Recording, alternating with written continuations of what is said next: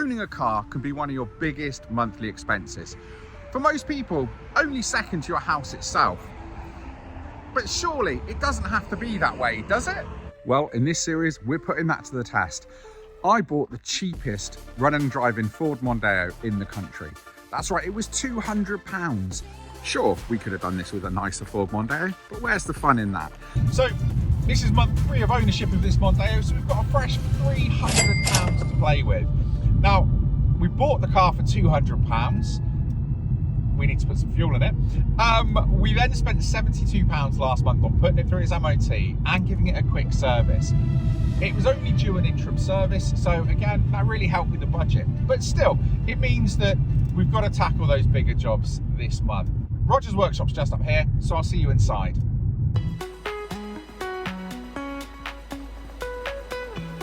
In the last video, we put this in for its MOT and there were some advisories. So guys, it only seems right to get these fixed before we take this thing on an epic road trip. There are a couple of jobs we need to tackle today.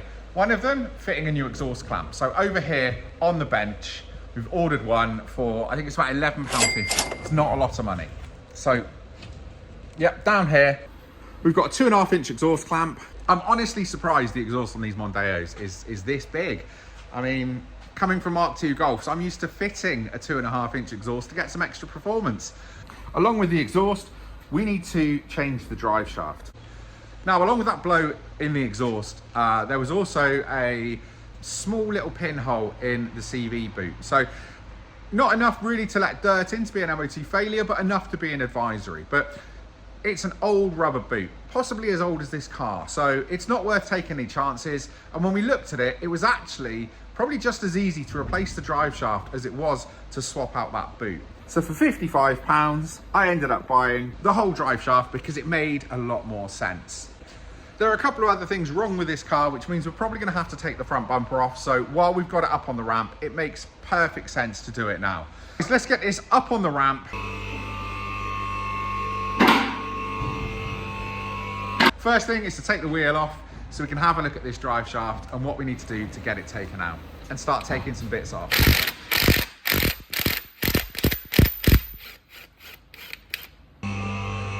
Now with the wheel off and that bolt out, we need to get the car right up in the air, which is really handy having a ramp. Must sort mine out.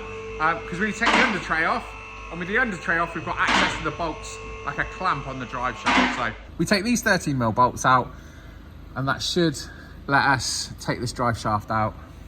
Now we're going to start by taking the ball joint nut off, and then we're just trying to break the ball joint here to separate it to be able to lift the hub up to get the drive shaft out. But as you can see, it's not playing ball. So this means we're going to have to come at it from another angle.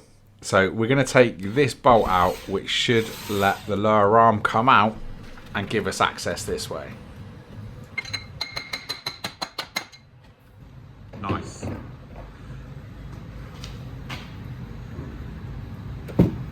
Yep.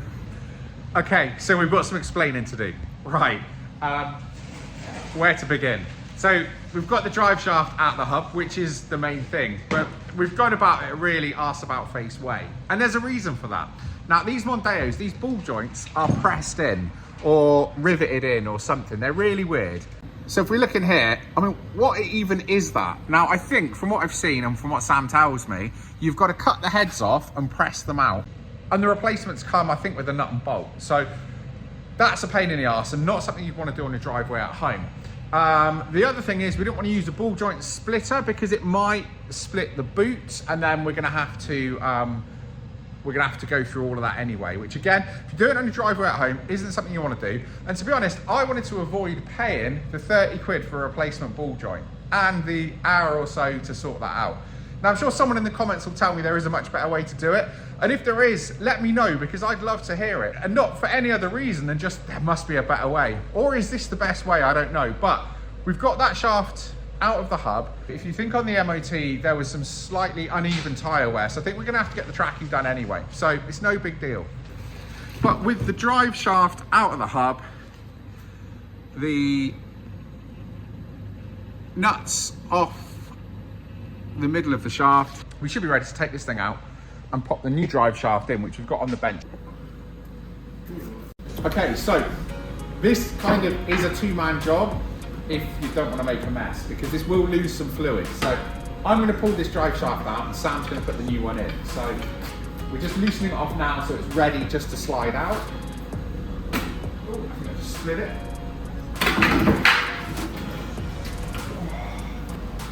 I mean, to be honest, Sam's putting that in. We're losing a little bit of fluid, but we'll top that up.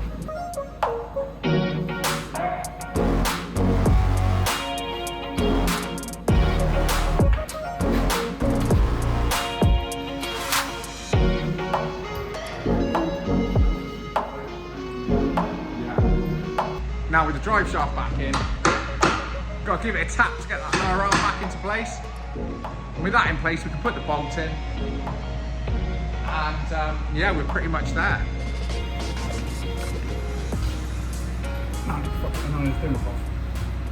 We're having a bit of a problem because we can't get that bolt lined up. So ideally you'd want to take that ball joint off, but it's a lot of work that we just don't want to do. Or you just buy a whole new arm with the ball joint attached and just replace it all. But again, we don't want to do that because we're trying to do this on a budget and keep this car on the road for less than £300 a month. So come up with a genius idea. I mean, as with everything, Sam was like, maybe a ratchet strap will work. And you'd think, how would a ratchet strap work? Well, let me show you what we've done. So we've run a ratchet strap from one side, around the ball joint, and then back again. And just by tightening the ratchet strap, it's slowly pulling it into place. Now moving to the back of the car, we've just dropped the exhaust off its rubbers here because we're going to just sort that blowout. Now we could put a little bit of exhaust paste in, just cover it up, but I think we're better off just putting that £12 sleeve on and it'll make it nice and tight and nice and quiet. Now as we're taking the exhaust down to have a look at the squeaking, because it was still there. So what we've done is we've put a couple of tech bolts in, and when we kind of dropped the rubbers off, the whole exhaust kind of just fell forward, and it was basically sitting on the weight of that exhaust clamp, and it already was slightly rusty and had a tiny little blowout of it anyway. Well, unfortunately, the whole bloody thing snapped in half. So it's a good job we've got this new clamp to go on.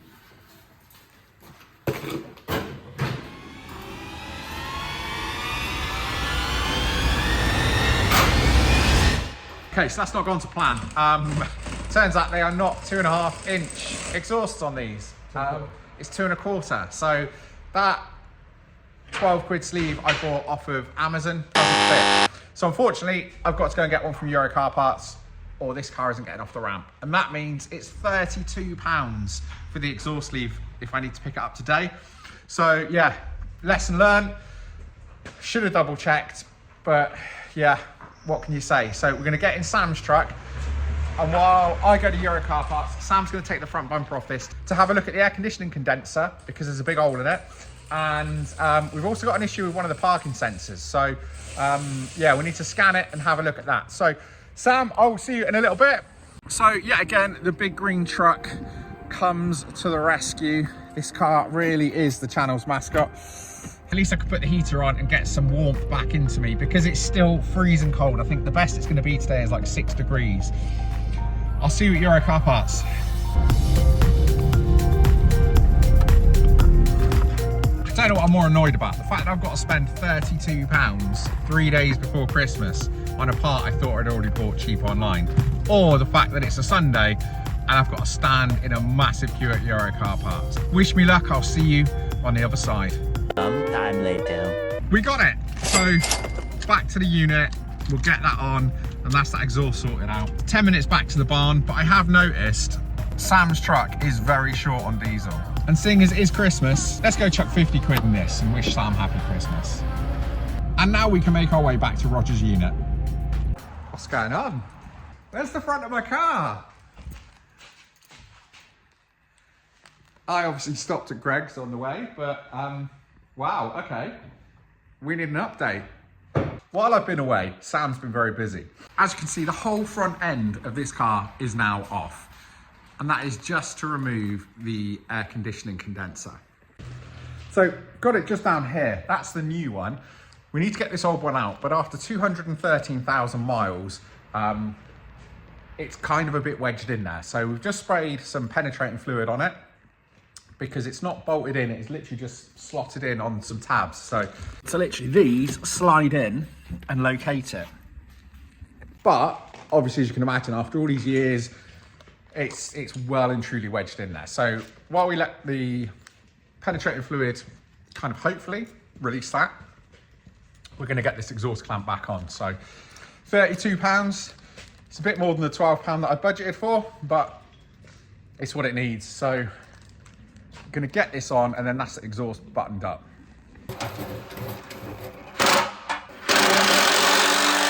And I think we're good. Slowly working him out, but it seems to be wedged on something. No matter how much we work it, it's just not coming out. Now this is just getting silly. It's almost like it is stuck on something. And after all that, it turns out there's a little barbed clip just under here. We don't want to disturb the intercooler because all the bolts are all rusty and nasty. So instead, we've kind of probably spent half hour, 45 minutes longer than we should have done. But if we had to mess around with snapped off rusty old bolts, that could have took us a lot longer. So I think, look, that's the payoff, trying to do it the quick way, and it turns out it's taking a lot longer. But look, at the end of the day, I think we've got this off. So with this out, we can just drop the new one in and get this front end button back up.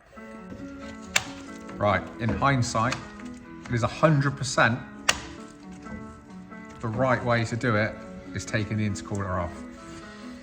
We're getting a bit creative. The problem you've got is even with the all the clips out, what happens is when you try to slide it up, the tabs on the side of the condenser catch on the tabs for the intercooler. So with the intercooler off, this would be a really easy job. But unfortunately, with the state of the bolts on this, we thought we knew better. And what it means is that we've had to get creative. Look, don't judge, right? Just trust the process, and the end result will be a condenser back in this car. But don't do what we did, because that is not the right way to do it, and it's not the easy way either, but here we are. So next time you see the front of this car, it will have a condenser in it. And like I said, next time you see the front of this, the condenser will be in. Now you might ask, Tim, if you couldn't get the old one out, how did you get the new one in? Now I'd like to say, because it's a cheap pattern part, they made it with slightly less material on the tabs, but that's not the case. Yeah, we just cut them down. So there's so much extra material that pokes out the edge of the retaining clips that we didn't need it. So in the interest of getting air conditioning working in this £200 Mondeo, we just did the dirty and just trimmed it down to size. But all the clips are clipped back in place, the condenser's secure. And with that back in, it's time to start putting the front panel back together just the same way that it came off. And maybe with an odd cable tie or two for good measure. That's the one. Yeah, so one of the problems we've got as well is the parking sensors don't work. And when we scan it, it's the front right parking sensor. Let's have a quick look at the wiring while we've got this bumper off the car, and we'll take a look. So that's the parking sensor there. The wiring in the plug, that all looks okay. As we track it down here, okay. That looks like our problem. So we'll strip this back and see if we can't sort this loom out. And fingers crossed, we'll have some parking sensors. These haven't worked for years, but I don't want to reverse into my neighbour's cars. And there's a good chance that'll happen because this thing is bloody massive. So we need to get this fixed. So let's strip this wire, solder it back together, and fingers crossed, these parking sensors are gonna work. It's kind of all of that should be copper color, and it's not. It's where it's all just corroded away. And that's not gonna be good for completing a circuit. So I think what I might do is just chop that out and get back to some of this fresh cable.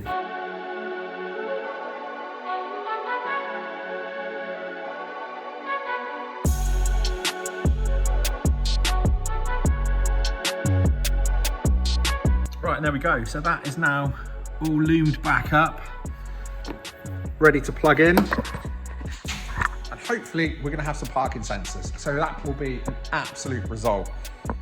Yeah, something as simple as that, a broken wire. Cut it back, solder the wires, and then loom it up again like we've done here. Hopefully that's got them working. Okay, we've got the front bumper back on. So just need to do things like plug the fogs back in, and then we'll get the headlights in, get the grille in, and I think that's the front end of this all buttoned back up. With it back on the floor, there's one last job to tackle today, and that's going to be sorting out the lights in the tailgate. Now, basically the bulb holder's corroded away and the lights are a bit temperamental. So we need to change that. Now, when I went to unplug the bulb holder, it didn't come out. It's completely corroded solid. So tried to pull it out with some grips and the plug just started disintegrating. So what I've had to do is I bought a new bulb holder off of eBay. That was £31. That's a genuine Ford part. And then I've ordered a new plug with some wires. This is not a genuine Ford part. This was about £11. So with the two together, again, more soldering today. I'm gonna have to solder that into the loom, and then we should be good to go.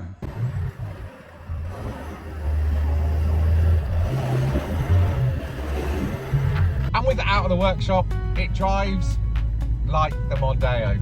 Yeah, all of the things we've done today haven't really enhanced the car in terms of upgrading it, styling, performance, anything like that. What we have done is those niggling jobs that were advised on the MOT that really needed to be done. So we've done the drive shaft to sort out that leaky boot. That was £54. We've sorted out the exhaust blow. Now, unfortunately, I was hoping it was going to cost £12, but I ordered the wrong part. So it's ended up costing me £32. So £32 later, we've sorted the exhaust out. Then we've got the rear bulb holder. So that was £31, and with I think it was £12 for the sort of plug and tail to sort that out as well. So all of that is done, but that's a lot less than the £300 a month we gave ourselves to run this car. So the budget is looking pretty healthy. So I guess as I'm driving this back to the barn to drop my tools off, what next? When we first got this car, it was on 213,000 miles. So we've only done about 700 miles in this. And it's been a lot of short journeys, school runs, just running around town. So, do you know what? In the last couple of months, we haven't really stretched this thing's legs. So I think what we need to do is we need to go on a road trip. We need to put some serious miles on this car and see what it's capable of. And maybe we'll even take the Kia with us so we can do some comparisons on that road trip. What do you think? Where would you like to see us go? Is there any road trips that you think would be great for us to do with this Mondeo?